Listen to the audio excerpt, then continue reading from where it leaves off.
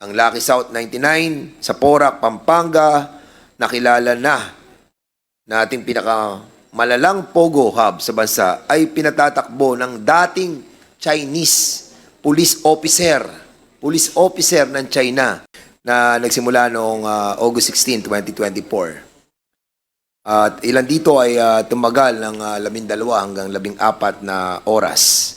Bagamat di ito ang pag-uusapan natin sa araw na to, hindi po itong Pogo, ay ninais ng inyong lingkod na briefly ay mag-report po sa ating pong mga kababayan. Maikli lamang po ito, hindi naman po ito masyadong mahaba.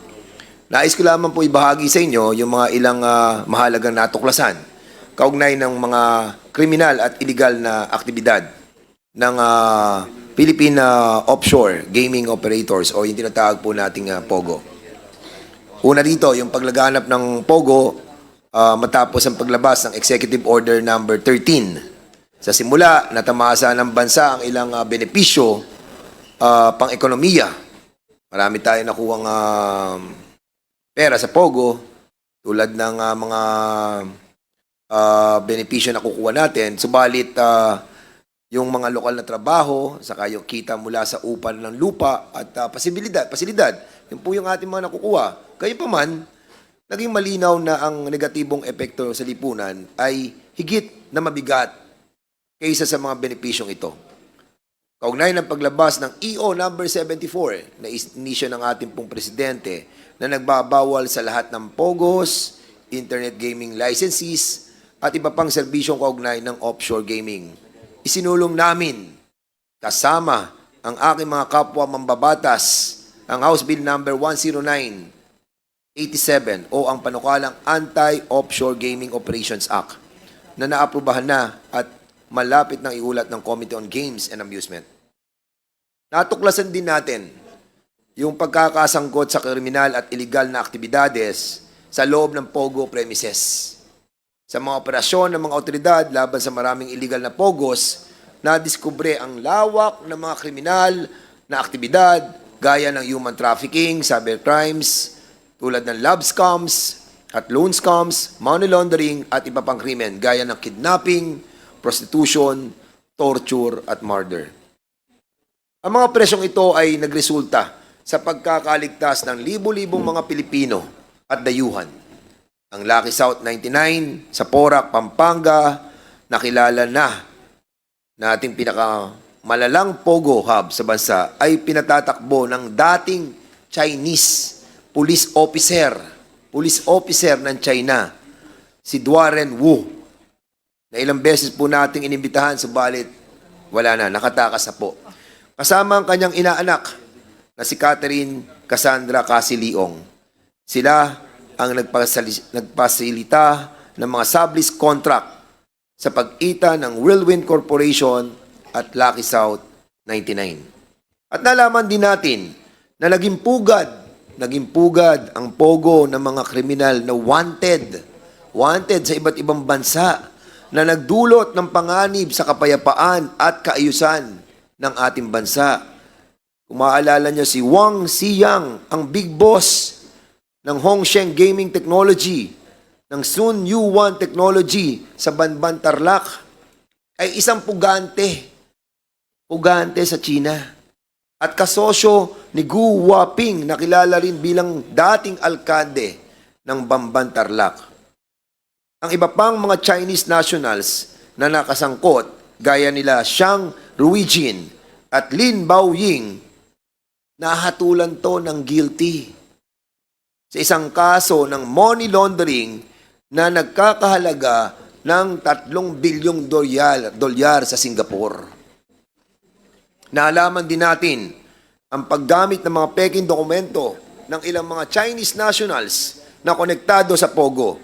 Ang mga tulad nila Gu Wangping, Xiang Mier, nakilala rin natin si Sheila Go, at si Hong Jing-sing, nakilala naman natin bilang Tony Yang, ay gumagamit ng peking dokumento upang patunayan na sila ay mga Filipino citizens.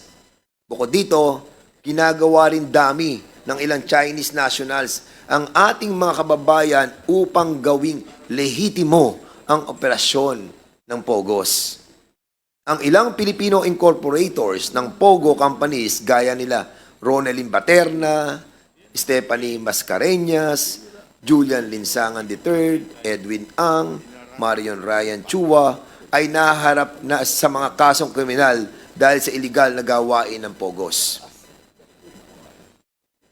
Ang pagkakasangkot ng dating tagapagsalita ng Pangulo na si Attorney Herminio Harry Roque Jr. sa operasyon ng Pogo sa pagdinig mismo ng chairman ng PAGCOR ang nagpatunay na sinamahan ni Attorney Roque si Cassandra Ong sa isang meeting upang talakayin ang lisensya ng PAGCOR at ang utang ng Lucky South 99. Si Atty. Roque at ang kanyang asawa ang nagmamay-ari ng Biancham Holdings and Trading Corporation na nagmamay-ari rin naman ng 99% ng shares ng PH2 Lot 37 Pinewood Holdings Incorporated o PH2. Ang PH2 ang nagmamay-ari ng Pinewoods Village sa Tuba, Benguet na inuupahan ng Chinese fugitive na si Sun Li Ming na naaresto ng PAOK at BI agents kasama ni Wang Keping, isa pang Chinese fugitive. May iba pang mahalagang natuklasan ang Quadcom na ito na nakapaloob sa progress report ng Quadcom na ihaharap sa plenaryo sa susunod na linggo. Kaugnay nito, inirekomenda natin ang mga sumusunod.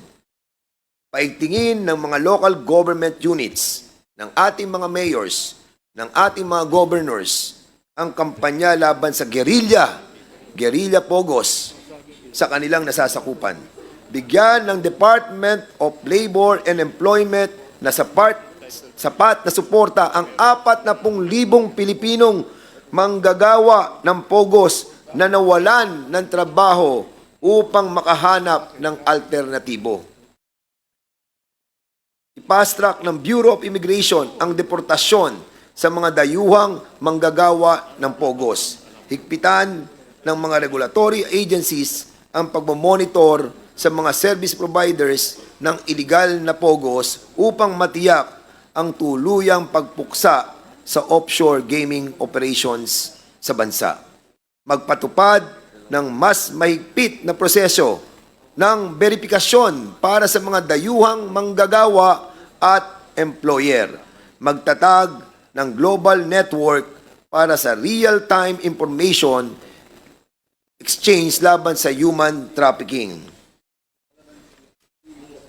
3 araw na lang po mga kababayan ang sesyon ng kongresong ito. At muli tayong babalik sa Enero.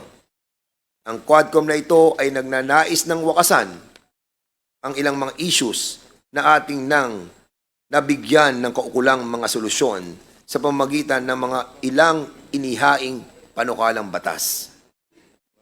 Ngunit kailangan po nating subaybayan ang masamang epekto ng Pogo sa ating lipunan. Garantisado, garantisado, ang takbo ng mga remnants ng Pogo ay sa BPO, sa mga barangay, sa maliliit na lugar, sa malalayong lugar, basta't may internet na maaari silang mag-operate secretly. Yung mga Chinoy na na-deport na ng ating gobyerno at patuloy na ide-deport pa ay masosolusyonan na natin. Subalit ang nakikita nating problema ay kapwa nating Pilipino na natuto na mula sa mga banyaga paano mag-operate ng Pogo. It is my hope that these findings and recommendations would do justice to the countless hours of hard work rendered by my fellow lawmakers and the invaluable contributions and testimonies made by our resource persons. Sa inyong lahat, maraming po salamat at mabuhay ang bansang Pilipinas. Thank you.